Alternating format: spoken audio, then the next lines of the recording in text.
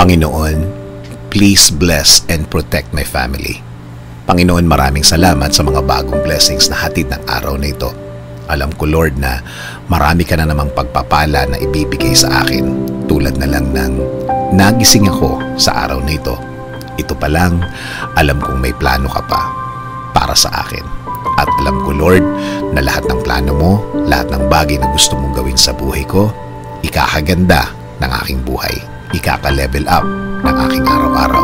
At alam ko din, Lord, na alam mo ang lahat ng nangyayari sa aking buhay.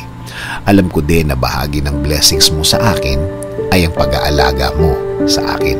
Na gawin akong safe saan man ako magpunta at saan man ako andun. Ginagawa mong safe ang lugar na yon.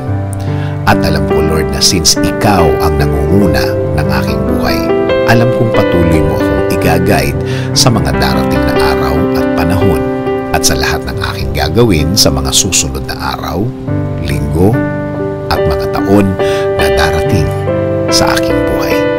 Kaya ngayon, Lord, kasama po ng aking dasal na ito na alagaan at protektahan mo din ang aking pamilya, Lord. I-bless mo sila sa lahat ng kanilang gagawin at pupuntahan. Patuloy nyo silang i-guide at gagawing blessed kahit saan man sila magpunta. At alam ko din, Lord, na meron ka ding magandang plano para sa kanilang mga buhay. Alam kong i-guide mo din sila sa araw na ito at patuloy mo silang babantayan sa lahat ng pagkakataon ng kanilang buhay. Patuloy niyo pong pasukin ang aming mga buhay. Patuloy niyo kaming bigyan ng direksyon sa lahat ng pagkakataon.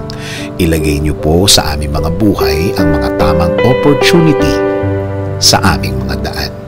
Bigyan niyo din po kami ng guidance sa lahat ng aming gagawin sa araw na ito at sa mga susunod.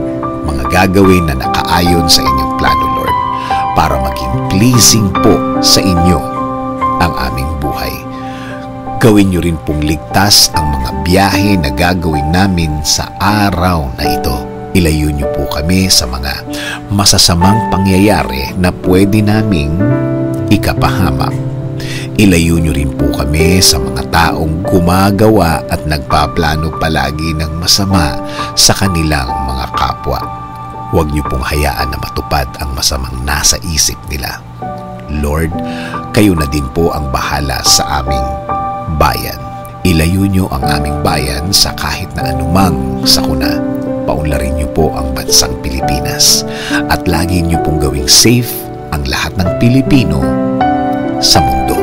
In Jesus' name I pray. Amen.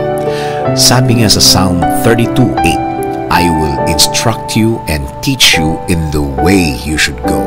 I will counsel you with my loving eye on you.